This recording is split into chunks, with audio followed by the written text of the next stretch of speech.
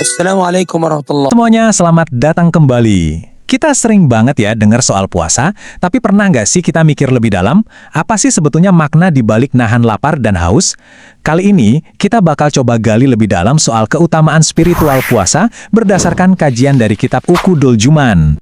Biasanya kan kita mikir puasa itu soal pengorbanan, soal melepaskan sesuatu. Tapi, coba deh kita balik cara pandangnya. Gimana kalau puasa itu sebenarnya bukan soal apa yang kita tinggalin, tapi justru soal apa yang kita dapatin?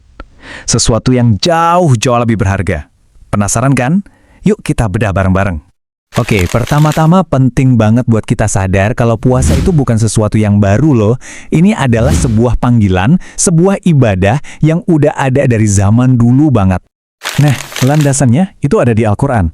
Di surah Al-Baqarah ayat 183, Allah berfirman, Ya ayyuhalladzina amanu kutiba alaikumus shiyam kama kutiba alal ladzina min qablikum la'allakum tattaqun. wahai orang-orang yang beriman, diwajibkan atas kamu berpuasa sebagaimana diwajibkan atas orang-orang sebelum kamu agar kamu bertakwa. Coba perhatiin deh, kuncinya di sini. Sebagaimana diwajibkan atas orang-orang sebelum kamu. Ini nunjukin kalau puasa itu ibadah yang super agung. Saking agungnya, Allah mewajibkan ini bukan cuma buat kita, tapi buat semua umat terdahulu. Jadi ini tuh undangan universal buat kita semua, biar bisa jadi pribadi yang bertakwa. Oke, kita udah tahu kalau puasa itu ibadah universal. Sekarang yuk kita geser fokusnya dari yang kelihatan di luar ke apa yang terjadi di dalam hati kita. Gimana caranya puasa bisa jadi latihan keikhlasan yang paling murni? Puasa itu ibadah yang senyap, bener-bener rahasia antara kita sama Tuhan. Coba bayangin, kita lagi sendirian di kamar, gak ada siapa-siapa. Gampang banget kan kalau mau minum seteguk air, tapi kita nggak lakuin itu. Kenapa? Karena kita ngerasa diawasi Allah. Nah, disitulah letak keikhlasan yang sejati. Kejujuran murni saat nggak ada satupun mata manusia yang lihat. Gak cuma itu, puasa itu ibaratnya kayak pusat pelatihan kesabaran terlengkap. Kerennya, di dalam puasa itu ada 3 jenis kesabaran sekaligus yang kita latih. Pertama, sabar dalam menjalankan perintahnya. Kedua, sabar buat nahan diri dari larangannya. Dan yang ketiga, sabar dalam menghadapi ujian. Ya, kayak rasa lapar dan haus itu sendiri. Jadi ini benar-benar paket komplit buat melatih kesabaran. Nah, kalau ibadahnya aja sespesial ini, gimana dong dengan pahalanya? Ini bagian yang paling bikin semangat nih. Soalnya, ganjaran puasa itu unik dan gak ada batasnya. Jadi gini, kalau ibadah-ibadah lain itu pahalanya bisa dihitung ya. Dilipat gandakan 10 kali lipat, 700 kali lipat, dan seterusnya. Tapi puasa beda level.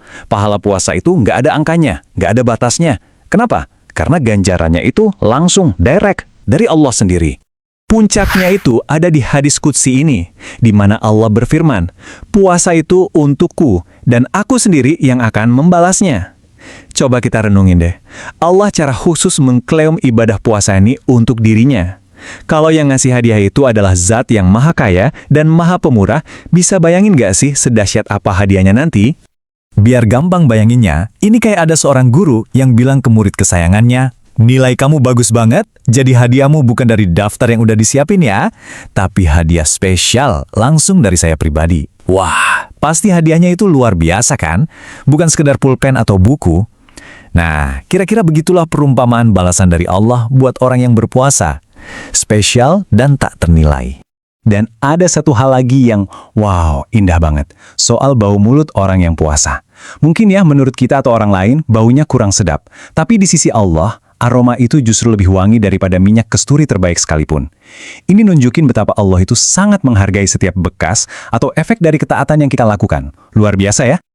Selanjutnya, kita bakal lihat sisi lain dari puasa. Ternyata, puasa itu juga berfungsi kayak semacam perisai spiritual. Baju zirah yang lindungin kita.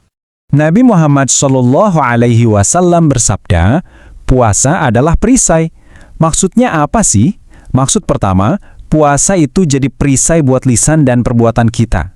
Puasa jadi semacam rem darurat yang nahan kita dari ngomong kotor, berdebat kusir, atau melakukan hal-hal negatif yang nggak ada gunanya. Dan protokolnya itu simpel banget. Kalau ada yang mancing-mancing emosi, ngajak berantem, kita nggak perlu bales. Cukup bilang, maaf, saya lagi puasa. Kalimat ini jadi pengingat buat diri kita sendiri, sekaligus ngasih sinyal ke orang lain kalau kita lagi ngejaga kesucian ibadah kita. Tapi, ternyata ada makna kedua dari perisai ini yang jauh lebih dahsyat. Sama kayak perisai yang ngelindungin prajurit di medan perang, puasa itu ngelindungin kita dari sesuatu yang jauh lebih besar. Puasa jadi benteng yang menjaga kita dari api neraka. Masya Allah. Selain jadi perisai, puasa juga jadi alat pembersih.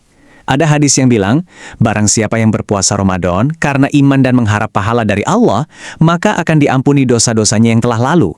Tentunya, yang dimaksud ulama di sini adalah dosa-dosa kecil ya. Ini kan ibaratnya kayak dapat kesempatan buat riset, buat mulai lagi dari lembaran yang bersih. Oke, sekarang kita sampai di bagian puncaknya. Setelah semua perjuangan, latihan sabar, dan keikhlasan, apa sih hadiah utamanya? Kita akan bahas soal gerbang kebahagiaan dan kemuliaan abadi. Ternyata, orang yang berpuasa itu dijanjikan 2 kebahagiaan. Keren banget kan? Yang pertama, kebahagiaan di dunia, yaitu pas kita berbuka puasa. Rasa lega, rasa syukur setelah berhasil menyelesaikan ibadah seharian penuh. Nah, kebahagiaan yang kedua ini yang paling utama. Kebahagiaan di akhirat, yaitu pas kita bertemu dengan Allah dan kita ngelihat sendiri pahala puasa kita yang udah disimpan utuh, tanpa kurang sedikit pun. Dan kemuliaan puncaknya adalah ada satu pintu khusus di surga namanya Ar-Royyan. Dan pintu ini eksklusif. Cuma buat orang-orang yang semasa hidupnya rajin berpuasa. Bukan buat yang lain. Coba deh bayangin suasananya nanti. Di hari kiamat bakal ada panggilan yang menggema. Di manakah orang-orang yang dulu berpuasa? Lalu mereka semua bangkit, berjalan, dan masuk lewat pintu kehormatan itu, pintu Ar-Royyan. Dan begitu orang terakhir dari golongan mereka masuk, pintu itu langsung ditutup, selamanya. Benar-benar sebuah penghormatan yang nggak ada tandingannya. Jadi, dari semua pembahasan kita tadi, jelas banget ya, betapa agung dan luar biasanya keutamaan puasa. Puasa itu memang selesai begitu azan maghrib berkumandang. Tapi pertanyaan besarnya buat kita renungkan adalah, gimana caranya pelajaran-pelajaran berharga tentang sabar, ikhlas, dan kontrol diri yang kita latih seharian penuh, bisa terus kita bawa dan kita terapkan di sisa hari-hari kita. Nah, itulah esensi sejati dari perjalanan puasa ini.